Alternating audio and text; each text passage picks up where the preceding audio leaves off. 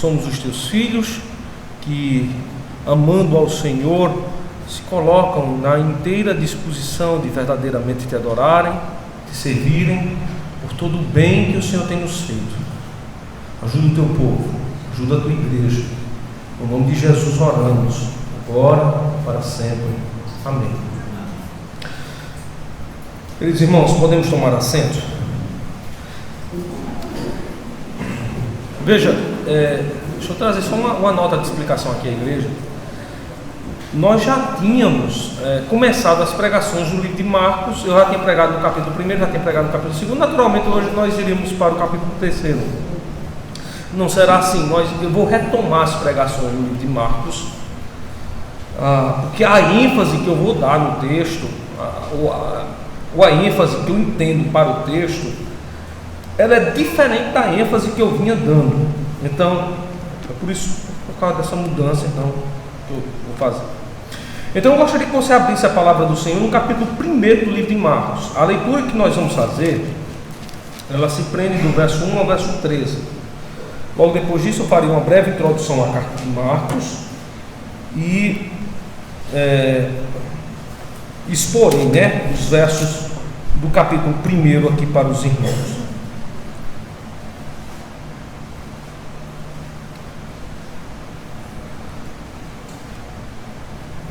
O texto diz o seguinte: princípio do Evangelho de Jesus Cristo, Filho de Deus. Como está escrito nos profetas: eis que eu envio o meu anjo ante a tua face, o qual preparará o teu caminho diante de ti. Vós que clama no deserto, preparai o caminho do Senhor, endireitai as suas veredas. Apareceu João batizando no deserto, pregando o batismo de arrependimento para a remissão dos pecados.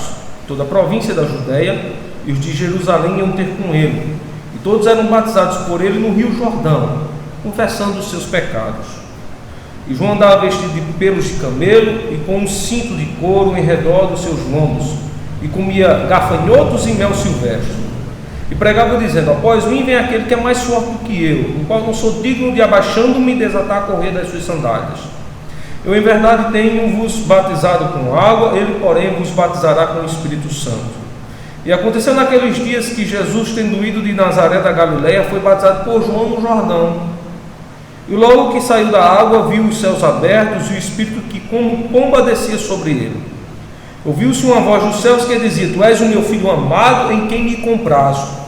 Logo o Espírito o impeliu para o deserto, e ali esteve no deserto 40 dias, tentado por Satanás, e vivia entre as feras, e os anjos o serviam. E aí, irmãos?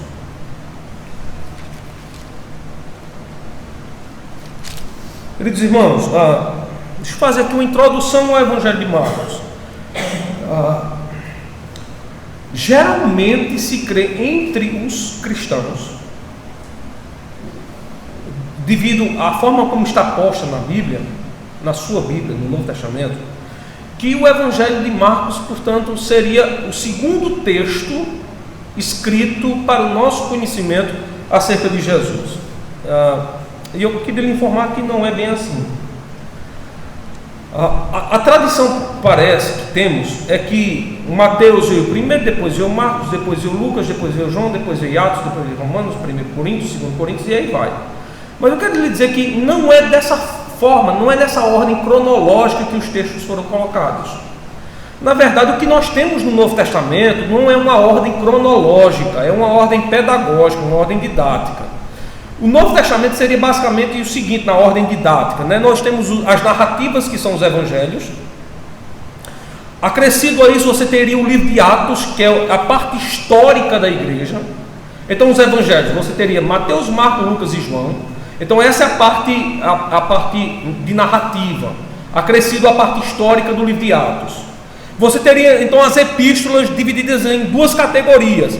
As epístolas de Paulo, total de 13, mais as epístolas universais, que seriam a epístola de Hebreus, de Tiago, de 1 e 2 Pedro, 1, 2 e 3 João e Judas. No final você teria, portanto, o livro da Revelação, que seria o livro de Apocalipse. Então essa é a forma pedagógica, é assim que o Novo Testamento está dividido. Mas essa não é a ordem cronológica. O livro de Mateus, o livro que nós encerramos a série de preleções naquele livro, ele data entre o ano 59 e 61.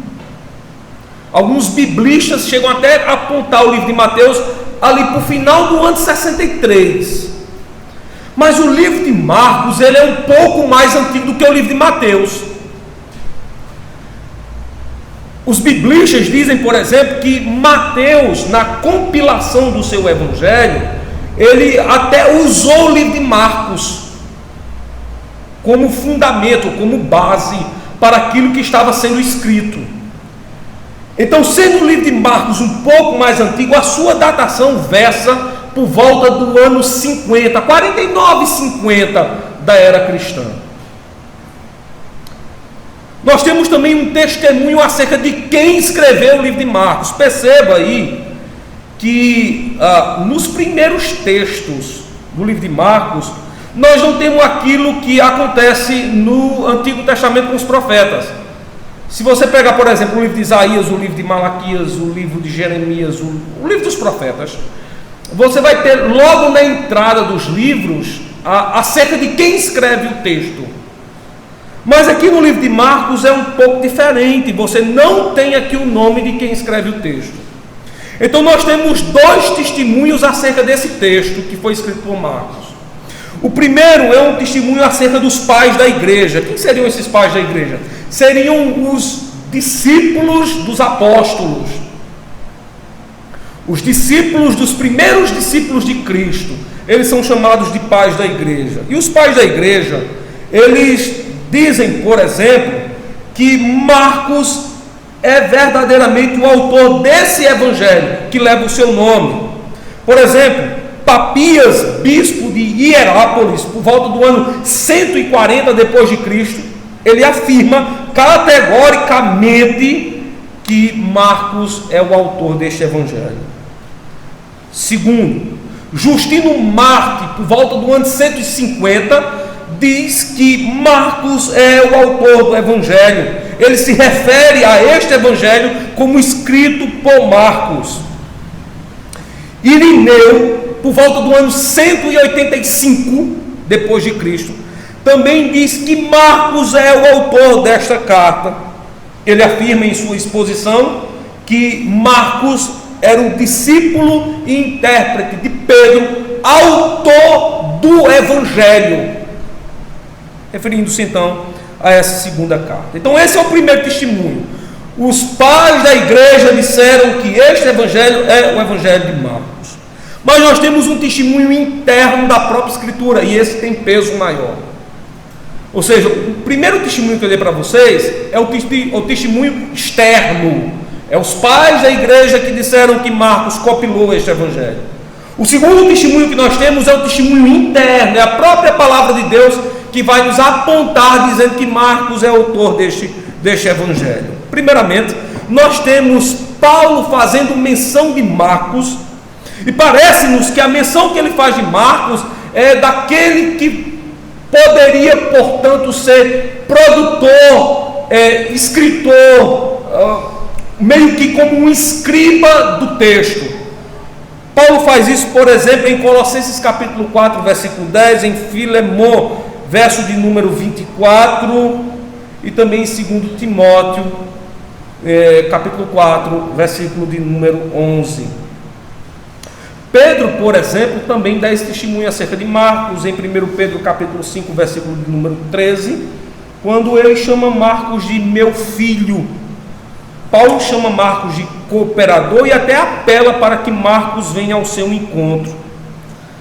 No próprio evangelho de Marcos, nós temos o seguinte testemunho. Marcos diz que um homem estava à praia e ele estava nu. E quando viu o Senhor Jesus Cristo, correu a esconder-se porque ele estava despido. Estava à beira da praia fazendo isso, possivelmente tomando um banho. E por que esse testemunho aqui aponta para Marcos? Porque é algo muito pessoal. Somente aquele que passou por tal coisa poderia narrar o fato. Então aquele homem seria o próprio Marcos. E portanto, se somente ele sabia disso, somente ele poderia dar este testemunho, então a indicação interna aponta que este evangelho foi escrito por Marcos. Terceira coisa, irmãos, é que ele é canônico, ou seja, ele foi recebido pela igreja, ele foi atestado como verdadeiro, e ele, portanto, manifesta a produção da própria palavra de Deus. Observem como Marcos, por exemplo, ele vai falar sobre Jesus. Ele não usa a cultura da sua época, ele não usa a tradição dos homens para falar de Cristo. No entanto, ele usa a própria tradição da Escritura. Observem a entrada do verso 2 aí do capítulo 1. O Jesus que ele vai falar é o Jesus segundo os profetas. A sua tradição é usar a própria Escritura Sagrada para falar de Cristo. E isso é um testemunho verídico que aponta que o texto de Marcos verdadeiramente é canônico, ou seja, esteve sob iluminação do Espírito Santo. As consequências desse texto ser canônico é, portanto, que ele é verdadeiro, ele é inerrante e é a própria palavra do Espírito Santo. Deixa eu dar uma palavra sobre isso aqui, sobre esse terceiro ponto. Palavra do Espírito Santo. Os biblistas dizem que mais de 40 autores compilaram toda a palavra de Deus. Então você, por exemplo, teria Moisés como autor dos 5 primeiros livros, Gênesis, Êxodo, Levítico, Número e Deuteronômio. Depois você teria autores diversos que compilaram o restante do Antigo Testamento. Você, por exemplo, teria o profeta Samuel, o profeta Jeremias, Isaías, Malaquias, Amós, Naum, Jonas, e aí vai. No entanto, quando você chega no livro dos Salmos, você tem basicamente 72 ou 75 salmos, 72 salmos que são atribuídos a Davi, salmos que são atribuídos a Moisés, salmos que são atribuídos a Salomão e salmos que vão ser atribuídos aos filhos de Asaf e Coré. Quando você junta agora com os autores do Novo Testamento, que são Mateus, Marcos, Lucas e João, Paulo, Tiago e Judas e o autor de Hebreus, você chega a um total de mais ou menos 40 autores. Mas veja, por trás desses autores houve uma mente intelectual. O que seria essa mente intelectual?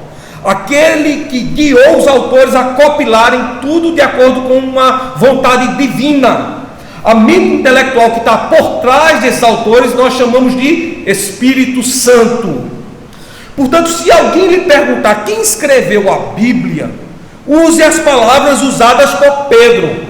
Autores santos, inspirados por quem? Por Deus, pelo próprio Espírito Santo, compilaram, trouxeram para nós esses registros que registram para nós a vontade sacrossanta ou a vontade divina.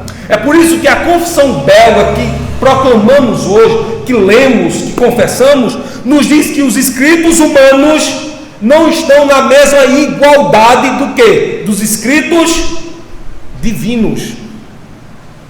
A Bíblia, portanto, é um escrito divino e ela é superior à palavra de homens. Ok?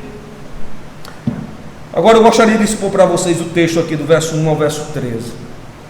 A exposição desse verso 1 ao verso 13 vai quebrar um paradigma. Aliás, vai quebrar uma barreira. E qual é a barreira? Entenda, que o Cristo anunciado por Marcos, o Jesus anunciado aqui por Marcos, mas ele não tem absolutamente nada a ver com o Cristo da arte, ou o Cristo da cultura. Deixa eu contar algo para vocês. Já faz um certo tempo, talvez 7 ou 8 anos, eu não lembro, faz um bom tempo já isso. Eu assisti a um filme que tratava sobre Jesus. Nesse filme, observe, nesse filme, Jesus ele era figurado de uma maneira um tanto que suspeita. Aliás, bem suspeita. Primeiro, deixa eu falar da aparência de Jesus. Ele era um homem muito bonito, olhando para Jesus, o Jesus do filme, viu? O Jesus da cultura, o Jesus da arte. Ele era muito bonito. A sua pele era bem branca, aproximando-se do loiro. E os seus olhos, se não me foge a memória, ou eram azuis ou eram esverdeados, mas eram bem atraentes. De tal maneira que se uma moça assistisse aquele filme, geralmente ela poderia ficar um pouco tocada com a beleza daquele Jesus. Deixa eu lhe dizer, eu não tenho problema nenhum em afirmar que um homem é bonito. Eu, por exemplo, eu acho o cantor Elvis Presley o homem mais bonito que já existiu. Então, quando eu olhei para aquele Jesus ali, eu achei a sua figura muito bonita, muito bela, muito bela. Segunda coisa, é que, de acordo com o que é apresentado no filme, o filme era lastreado no livro de Lucas, aquele Jesus, ele era um pouco estranho no seu comportamento. Deixa eu classificá-lo melhor. Ele era um tanto que afeminado, efeminado. O seu comportamento dizia isso. Ele tinha uma gesticulação estranha. Então, olhando para aquele Jesus, a forma como ele falava, literalmente você apontava, ele tem alguma coisa estranha. Ele é homem aí no filme, mas ele não é esse 100% homem não, sabe? O comportamento dele acusa que ele tem uma certa deficiência no trato. Ele não é bem homem não. Terceira coisa é que esse Jesus faz algo contrário ao que é dito e proclamado na palavra de Deus. Em determinado momento ele se apaixona por uma mulher e lhe faz até galanteio a essa mulher, dizendo assim: você quer casar comigo? Você topa caminhar comigo? É claro que ele não usou essa expressão topa. Topa é uma expressão pós-moderna que eu estou usando aqui, mas a intenção dele era dizer assim para a mulher: você quer caminhar comigo? Ou você quer me fazer ladeio? Eu vou lhe cortejar e você me faz ladeio. Essa era a intenção dele. Ele se apaixona de tal forma que ele faz galanteio, e ele pensa até em ter filhos com essa mulher. A quarta acusação que eu faço a esse Jesus é que ele faz uma prática também que não está registrada na palavra de Deus. É que em determinado momento ele peca quando ele julga errado. Portanto, ele cometeu no filme o que nós chamamos, ou aliás, o que a Bíblia tipifica como juízo temerário. Observe, juízo temerário.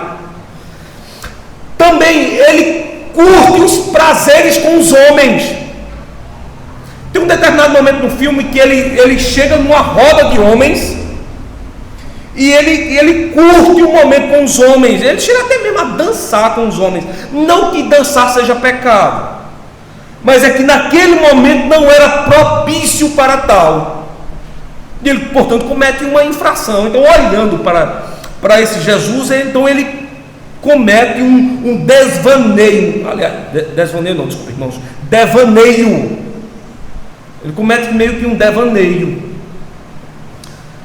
Mas veja, não é nada de se espantar, porque esse é o Jesus da cultura, o Jesus da arte. Eu acho que eu tinha uns 3 anos de ordenação pastoral e eu fui visitar meus familiares. E teve um momento em que eu fui convidado para almoçar ou foi jantar com os meus primos. Chegando na casa do meu avô, aí na sala lá tinha um quadro, acho que vocês conhecem esse quadro, que é o quadro que fala sobre a última ceia. Quadro grande, e que tem uma mesa, e que tem os discípulos de um lado, e tem um personagem ali no meio. E um primo meu, brincando comigo, disse assim: tá vendo esse quadro? Você sabe quem é aquele homem que está ali no meio?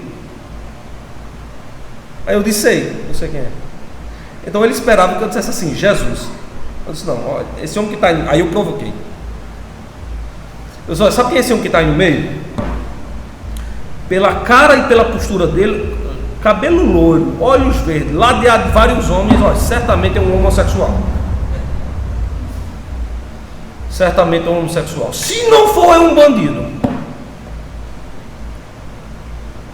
Mas pela cara dele assim, ele está bem aparentado com uma coisa dessa. pessoal que estava comigo na mesa, alguns riram, mas outros que eu notei que ficaram espantados. E teve uma que disse assim: mas como é que pode tu dizer um negócio desse com Jesus? Eu disse: com quem? Eu disse: com Jesus. Eu disse: qual Jesus? Eu não falei nada com Jesus. Eu falei contra esse homem que está pintado no quadro. Ele disse: mas esse homem que está pintado no quadro, saiba, é Jesus. Eu disse: o seu. O meu, não. Mas como assim o seu, o meu não? Esse aí é o Jesus da Bíblia. Eu disse: não, não tem nada a ver. Esse me prova. Eu disse: provo. Primeira coisa, o Jesus da Escritura Sagrada não seria loiro. O povo judeu não é loiro. Jesus era filho de judeu. Maria, a mãe de Jesus, era uma mulher judia. De acordo com o livro de Provérbios, os judeus não são loiros. No muitos são brancos, de pele morena, de olhos escuros, não de olhos verdes e não de olhos azuis. Deixa eu lhe dizer mais: a última ceia não aconteceu dessa forma. A Bíblia diz que eles estavam assentados ao chão, não numa mesa. Aí é uma mesa. Terceiro, tem um detalhe na ceia que o quadro está pintado errado. É que havia um cálice na ceia.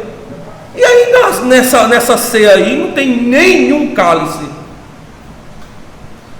Segundo, é que nessa ceia tem pães, enquanto que na ceia que Cristo tomou tinha um pão, e que foi partido e dado aos homens. Então um detalhe que o artista, que o pintor, que foi Leonardo da Vinci, talvez ele não se apercebeu desses dois detalhes. Então em nada tem a ver com Cristo. Por fim, deixa eu lhe falar uma coisa: esse Jesus aí, por sinal, é muito bonitinho. É por isso que eu disse que ele era meio agueizado, efeminado. Mas o Jesus da Bíblia não parece ser bonito.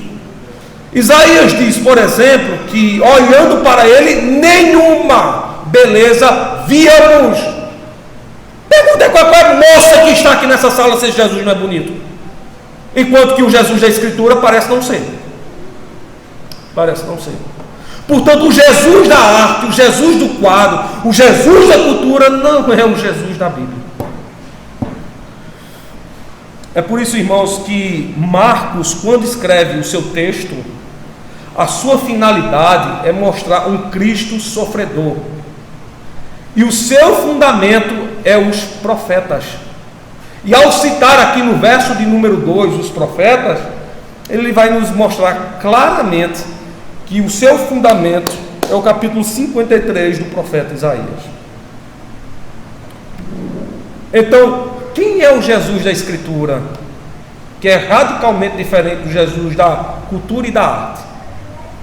É esse Jesus que eu quero mostrar aqui para você.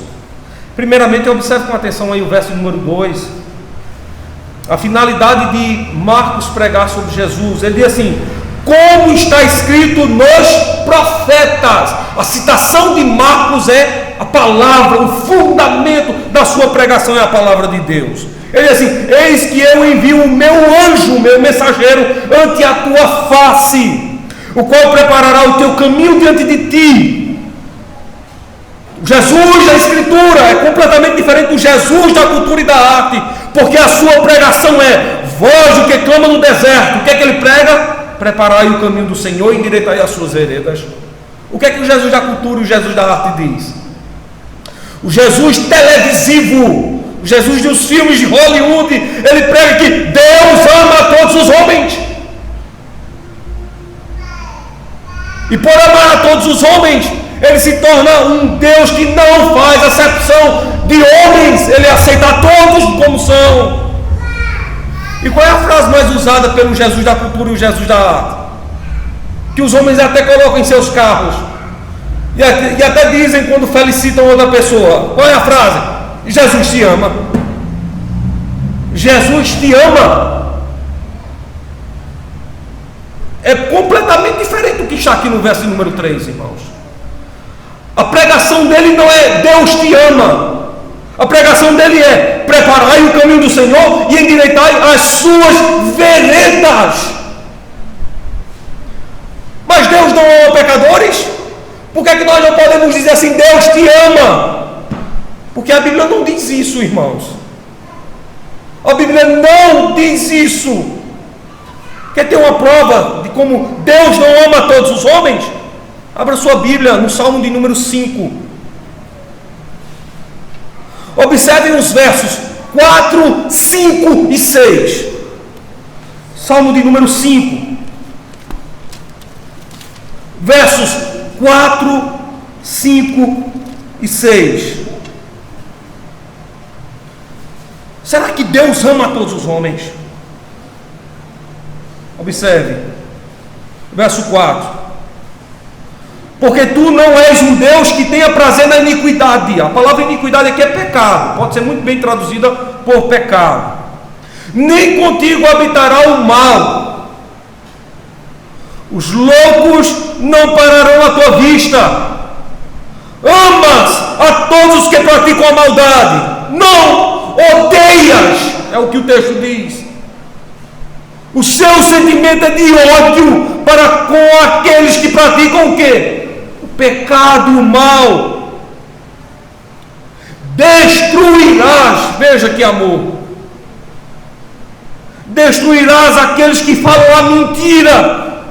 O Senhor aborrecerá o homem sanguinário, o homicida, e fraudulento, o ladrão, o corrupto. Pense no amor. Você deveria pensar várias vezes em usar essa frase: Deus te ama. Porque Deus não é adúltero. Deus ama a sua noiva, a sua igreja, o seu povo, a sua congregação. Mas Ele não ama o mundo.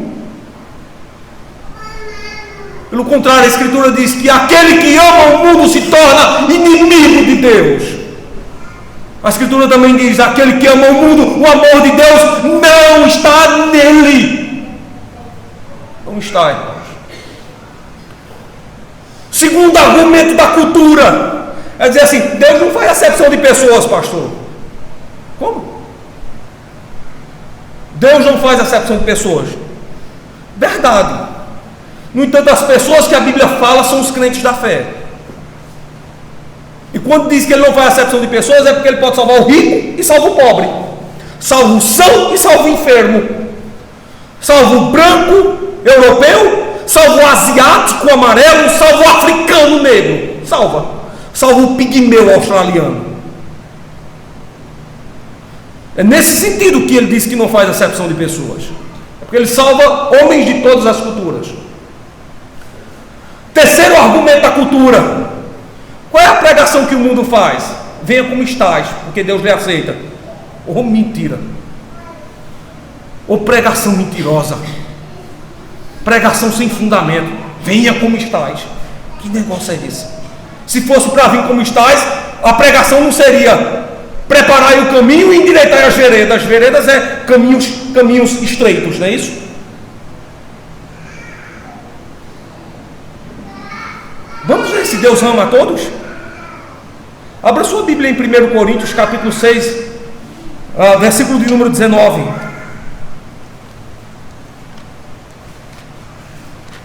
1 Coríntios capítulo número 6, versículo de número 9. Diz assim: não sabeis que os injustos não vão herdar o reino de Deus? Quem são estes? Olha o que é que o texto diz: não erreis, nem os fornicadores, nem os idólatras, nem os adúlteros, nem os efeminados, nem os sodomitas, nem os ladrões, nem os avarentos, nem os bêbados, nem os maldizentes, nem os roubadores herdarão o reino de Deus. Como é que ele não faz acepção de pessoas? Qual é o sentido que você tem de acepção de pessoas? Na última marcha da parada do orgulho gay, LGBTQ+, sei lá, é tanta letra. Qual era a frase que tinha naquela parábola? Naquela parábola nada. Aquilo é uma nojeira só. Qual era a frase que sustentava aquela parada? Deus ama a todos. E mentira. Só se for o Deus deles, com D minúsculo. Porque o Deus da Escritura não ama, não. O Deus da Escritura diz que os efeminados e os sodomitas. Você sabe o que é sodomita? Não se encolerize, nem se escandalize com o que eu vou dizer aqui, não. É aquele que faz sexo pelo ânus. O efeminado é aquele que tem postura feminina. Nasceu homem, mas se comporta como mulher.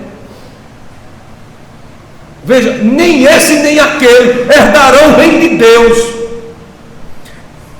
Detalhe, eu estou citando aqui o Novo Testamento, porque alguns dizem claramente, não, aquela citação do Salmo se encontra lá no Antigo Testamento. Veja, o Novo Testamento é Paulo dizendo isso.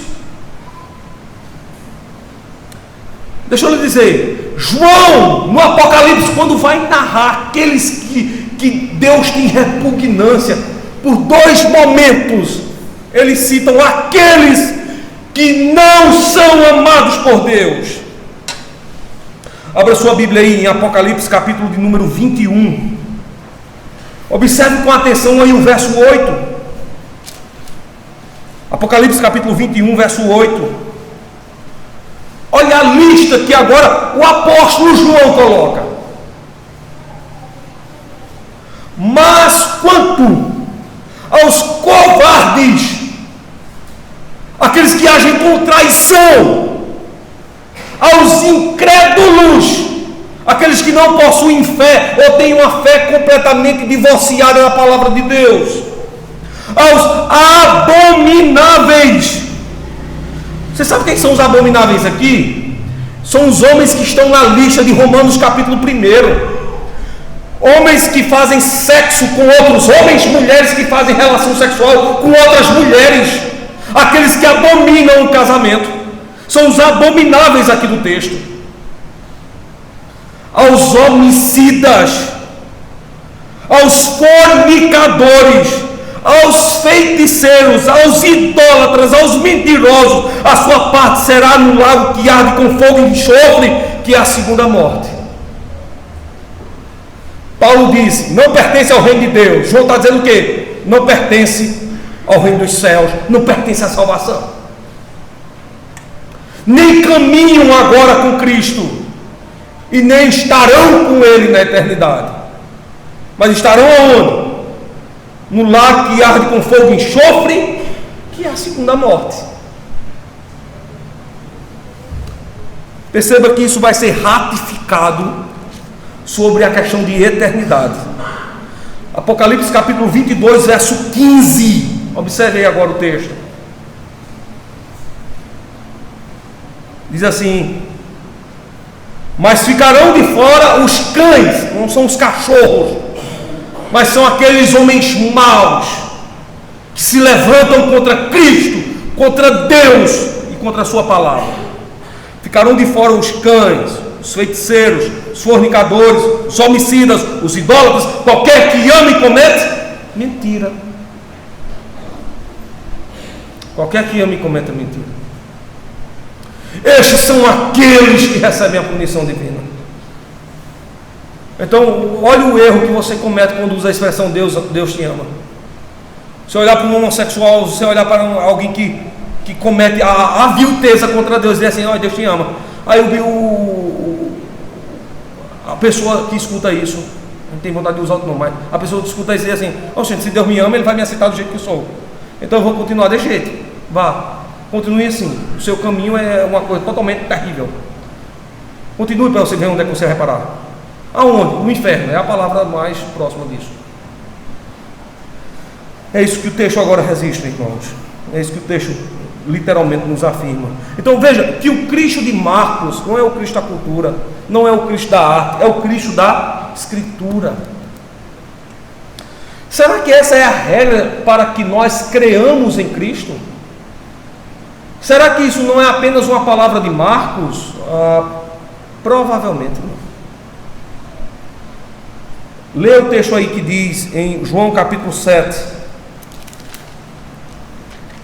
verso de número 38. Olha o que é que João afirma acerca de Cristo. João 7,38. Quem crê em mim, como diz a cultura, a arte, a história. Não. O verso 38 diz assim: quem crê em mim, como diz a Escritura, rios de água viva correrão do seu ventre. É como diz a Escritura, não é como diz a história, a cultura ou a arte. É como diz a Escritura. Então o Cristo pregado por Marcos é o Cristo da palavra de Deus, irmãos. E é dessa forma que devemos crer nele.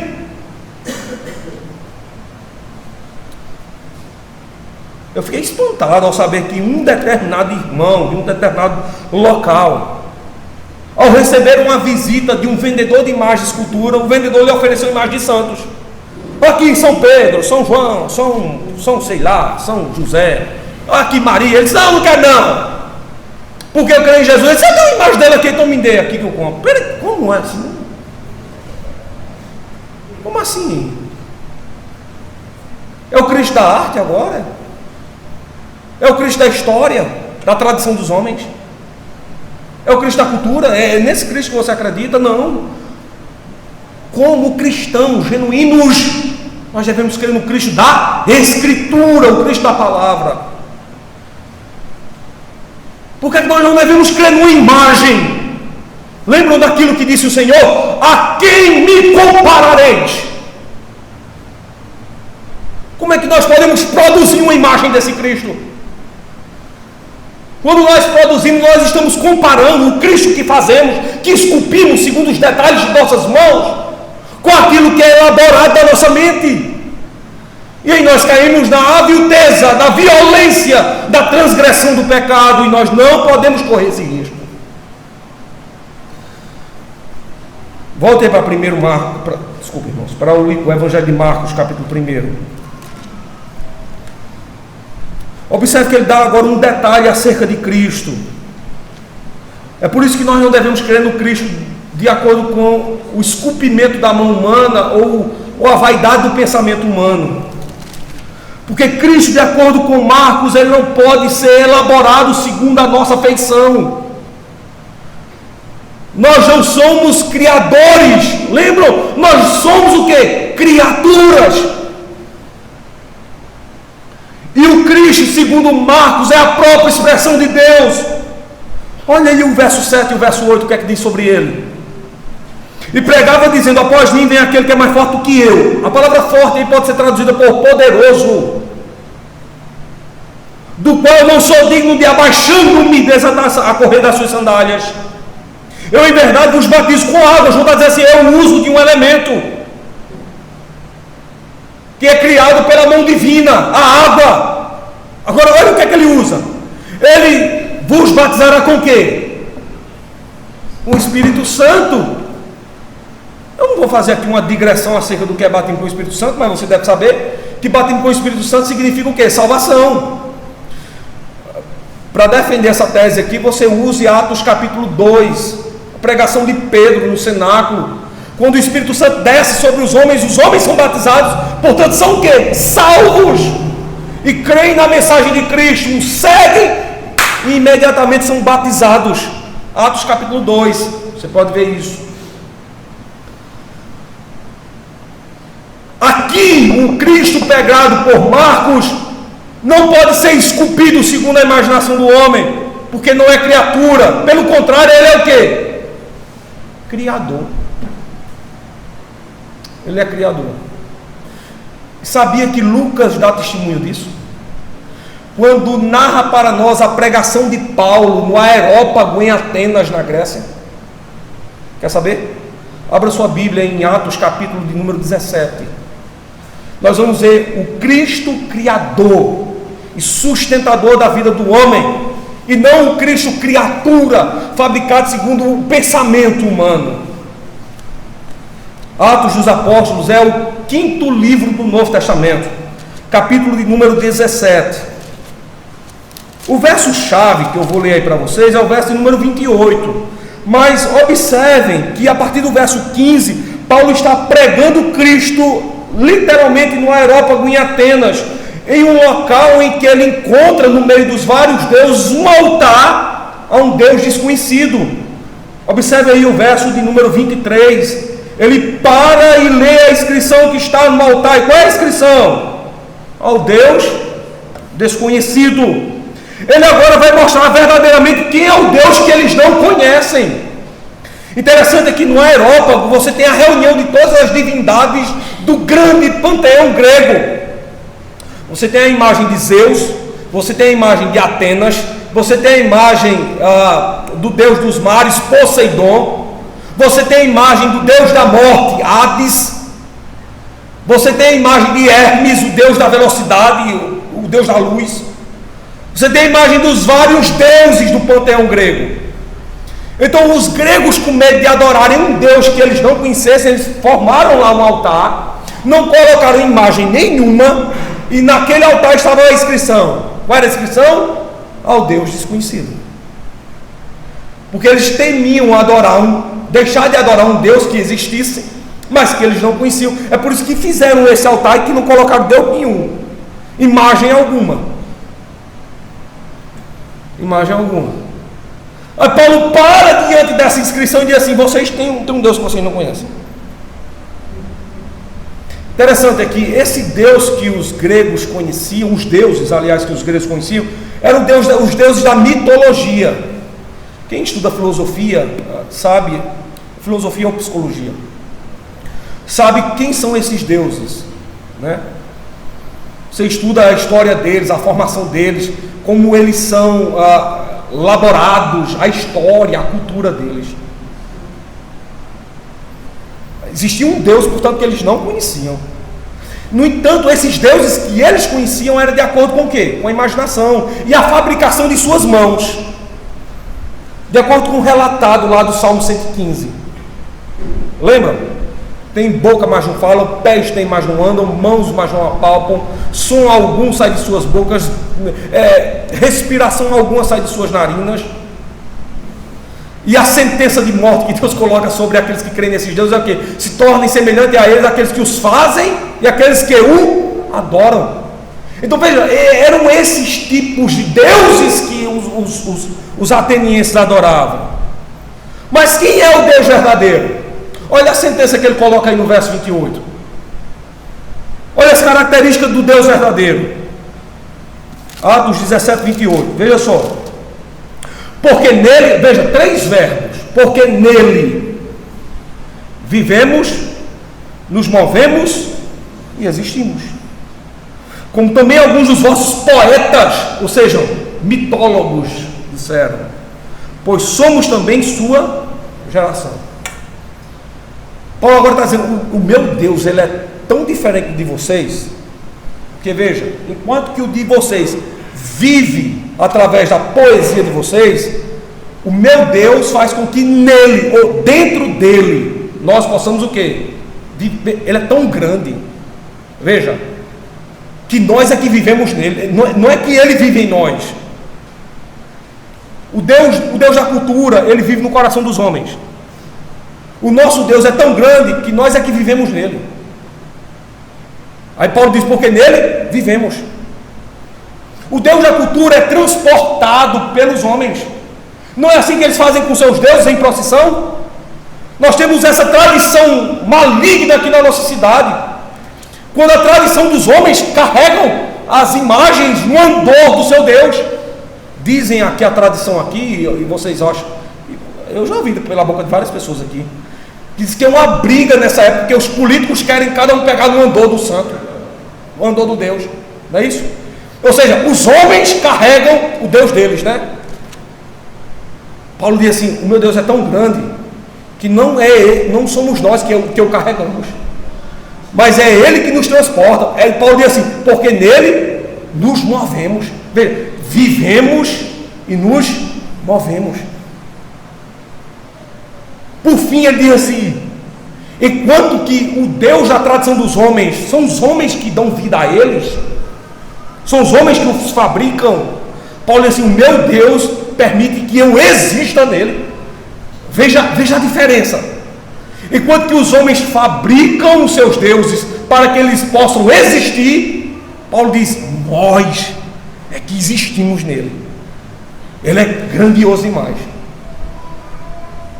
Portanto, é esse Deus que vocês não conhecem. É esse Deus que vocês precisam conhecer. Cristo é esse Deus.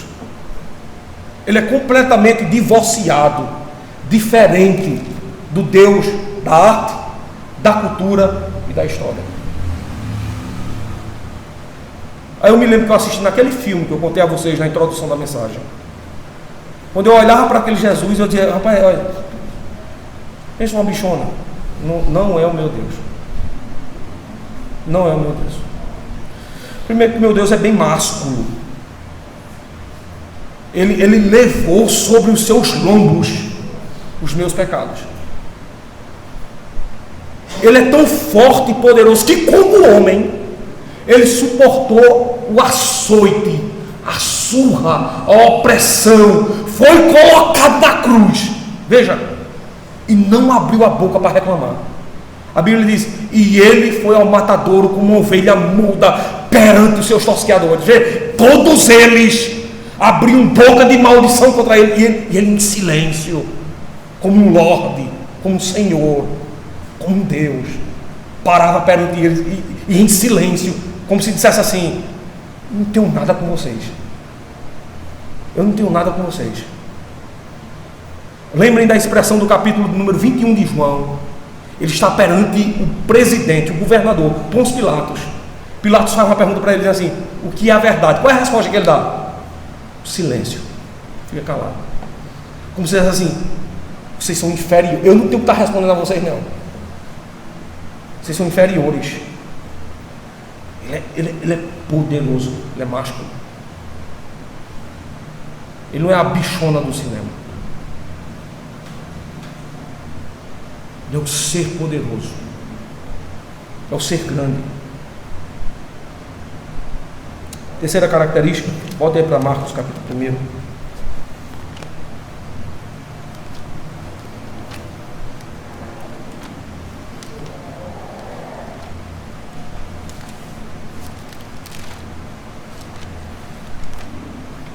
Marcos capítulo 1 diz assim, verso 10 e 11: e logo que saiu da água, quando foi batizado por João, viu os céus abertos, e o Espírito que como pomba descia sobre ele. Ouviu-se uma voz do céu que dizia: tu és o meu filho amado, em quem me comprazo. A palavra comprazo é tenho prazer. Veja, o Deus dos homens precisa que nós atestemos sobre eles. Aí lembram da expressão do meu primo, que com o dedo em riste apontado para o quadro disse assim: você sabe quem é aquele homem? E a resposta da minha prima é dizer assim: não é esse Jesus? O Deus dos homens precisa do testamento dos homens. Esses dias eu ri que me acabei em casa. Uma reportagem que foi passada no Facebook, dizendo que uma senhora estava há 6 meses orando a uma imagem, que depois descobriu que a imagem não era de São Jorge, mas era de Goku do desenho. Era de Goku do desenho animado.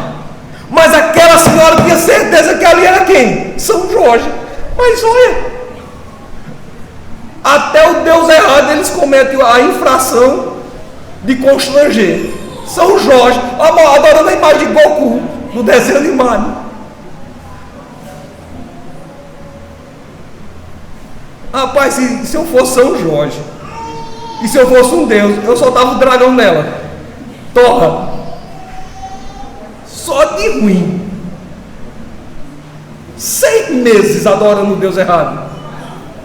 O Deus dos homens precisa do nosso testamento, irmãos. É nós que dizemos assim. O vendedor chega na casa e diz assim: aqui olha, São Pedro, São Marcos, são sei lá, é tanta coisa. Maria, José, Pedro, João, fulano, Beltrano, Cicrano.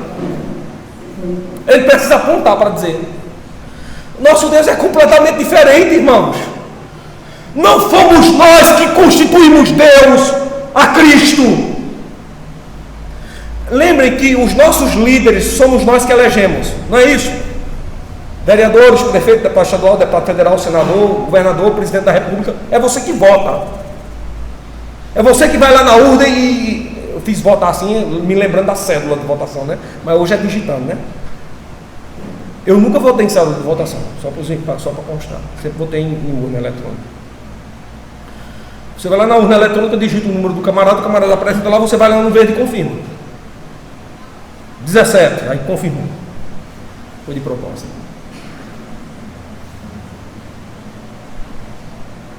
Os nossos líderes nós elegemos. Não é assim? Mas quem elegeu a Cristo? O que é que o texto diz? Foi o próprio Deus que veio sobre ele e disse assim: este é meu filho amado em quem me comprazo. Quem elegeu a Cristo? O próprio Deus. Quem dá testemunho de Cristo? O próprio Deus. O próprio Deus dá testemunho de Cristo, e Cristo dá testemunho do próprio Deus, dá testemunho da palavra, da verdade. Percebam a grande diferença que existe entre o Deus a quem adoramos e o Deus familiarizado do mundo, mostrado pelo mundo. Não é o Deus da verdade, não é o Deus da palavra, não é o Deus da Escritura, não é o Deus a quem devemos cultuar, nem adorar, nem nos prostrar. Esse não é o nosso Deus.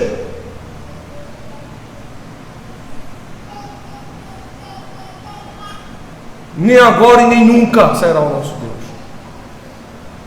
Nosso Deus possui o testemunho dele mesmo. O nosso Cristo possui o testemunho do seu Pai.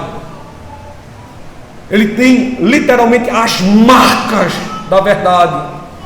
É o Deus da palavra, é o Deus da Escritura.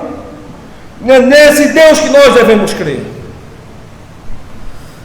É por isso que nós não devemos usar nenhum filme, nenhuma recitação de imagem para pregar Deus aos nossos filhos.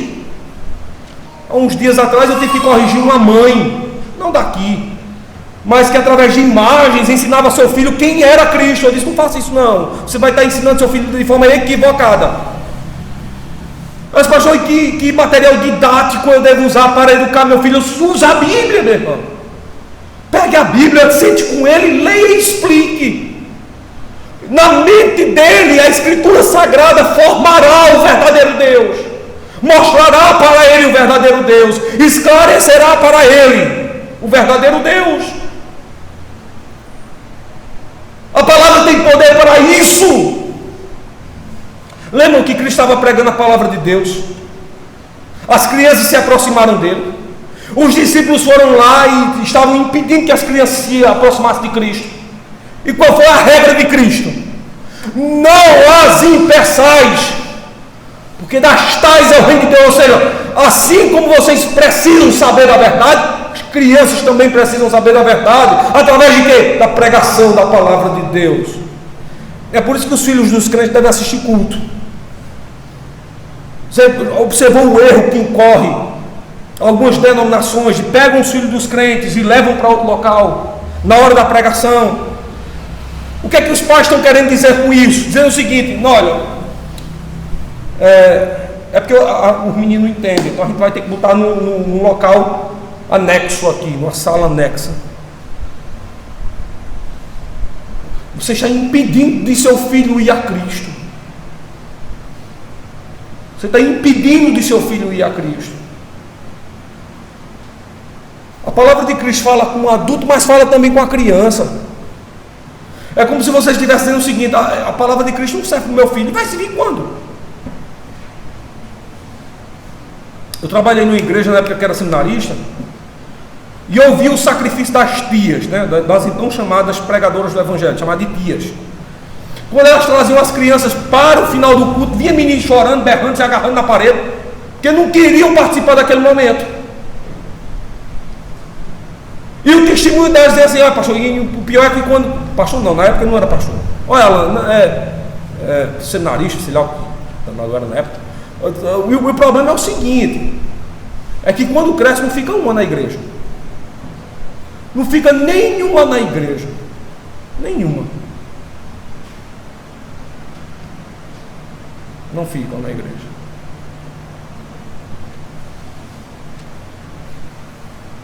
Quer um testemunho verdadeiro sobre isso? Prático? Cadê os filhos de vocês? Que estão adultos agora. Onde é que eles estão?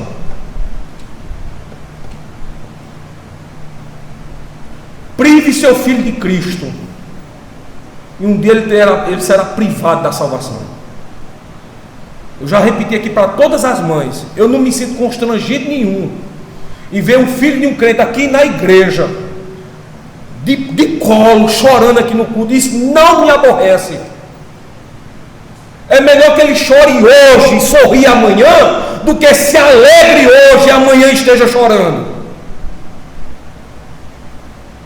O que eu quero ao seu filho é o que eu vou querer aos meus. Eu quero que seu filho seja levado a Cristo hoje e amanhã. Não privemos os nossos filhos do Senhor, porque quem dá testemunho de Cristo é o próprio Deus, e os nossos filhos precisam ouvir isso. Pastor, mesmo não entendem. Talvez você passe por um ato de incredulidade, né? Talvez muitos aqui passem por isso, que pensem que a pregação pastoral é o pastor que está falando. Se eu perguntar a muita gente que pregou hoje à noite, muita gente vai dizer: mas foi o senhor. Você está ficando doido, é? Foi o senhor que pregou à noite. Era o senhor mesmo que estava lá. O pastor, quando prega as escrituras de forma fiel, é o próprio Cristo falando à igreja. As escrituras expostas para o povo é Cristo falando ao povo. É por isso que a pregação ela deve ser até expositiva. Não sei se você já teve a participação num culto em que a pregação era uma carapaça. Pastor chateado com a ovelha lá. Aí ele seleciona um texto da Bíblia, aí vai pregar e serve de carapaça mesmo. Ele diz assim: o irmão pecou nisso, eu vou pregar hoje sobre isso. O irmão adulterou, eu vou pregar hoje sobre adultério, para encher o irmão de pedradas. Percebam que a verdadeira pregação do Evangelho é a exposição dos livros. Aí se você participou hoje do culto e claramente Deus fala com você, e fala com todos, não fala com somente uns, mas fala com todos. Para uns ele elogia, para outros ele faz ressalva, para outros ele açoita, mas o importante é que ele fala com todos, né? E graças a Deus porque ele fala conosco, e graças a Deus porque ele às vezes nos açoita, porque é melhor ser açoitado por Deus do que ser desprezado por Ele. Se Ele nos açoita, se Ele bate em nós, é sinal que Ele nos ama. Mas se Ele nos despreza, é sinal que nós não somos nem o contrário de amor, que não é ódio. É literalmente o quê? Desprezo. Graças a Deus porque nós não somos desprezados por Deus. É sinal de que Ele nos ama, que Ele quer o nosso bem, que Ele fala conosco, que Ele se importa. E Ele está falando conosco. Então veja, quando a pregação é expositiva, irmãos, é o próprio Cristo falando da sua igreja. E eu vou repetir aquela frase que eu citei, ou foi domingo passado, ou foi em outros dias do Senhor, que eu disse assim: veja, Cristo galanteia a sua noiva, não é isso? Galanteia no sentido de cortejá-la, né? Cristo corteja a sua noiva, dominicalmente Cristo corteja a sua noiva. E quem é a sua noiva? A sua igreja, o seu povo, a congregação dos santos, o povo que Ele redimiu com o seu sangue e com a eficácia e a operação do seu poder. Então levemos também os nossos filhos para ouvirem esse cortejo. Afinal de contas, os nossos filhos são apresentados em batismo e são apresentados a Cristo. Um detalhe importante. Para finalizar, irmãos, então eu gostaria de lhe chamar a atenção sobre esses 3 pontos que divergem do Cristo da Escritura, de acordo com Marcos, para o Cristo da arte, da cultura e da história. Primeiramente, o Cristo que é pregado por Marcos é o Cristo dos profetas, é o Cristo da palavra, é o Cristo do Evangelho. Segundo, o Cristo pregado por Marcos é o próprio Deus entre nós. Não é à toa que o seu nome é Emanuel, que traduzido é Deus conosco, ou Jesus, que é uma versão grega da palavra Josué, aquele que porta a salvação. Terceiro, o Cristo pregado por Marcos, anunciado por Marcos aqui no seu evangelho, recebe o testemunho do próprio Deus. Então rejeitemos esse Cristo da arte, rejeitemos esse Cristo da cultura. Amém? Deus nos abençoe, irmãos. Vamos colocar de pé. Nós vamos fazer a oração final em agradecimento ao Senhor, porque hoje à noite Ele nos cortejou, né? Ele lançou palavras para a sua noiva, dizendo assim: ande dessa forma, corrija os seus erros, porque Ele quer ver uma noiva santa, pura e imaculada, porque Ele derramou o seu sangue por essa noiva. Oremos, irmãos. Pai bendito, Deus santo, nós louvamos o Teu nome, queremos Te agradecer por tudo. Ajuda-nos durante toda essa semana. Te agradecemos porque o Senhor, nesta noite, mais uma vez, misericordiosamente falou conosco. Portanto, os nossos lábios Te louvam, o nosso ser se coloca diante de Ti em total e plena gratidão. Humilhados perante a Tua face, pedimos que o Senhor continue agindo conosco com graça. Oramos a Ti pelo nome santo e maravilhoso de Jesus Cristo, na eficácia e na operação do Teu poder, mediante as Tuas Escrituras Sagradas. Em nome de Jesus oramos agora e para sempre.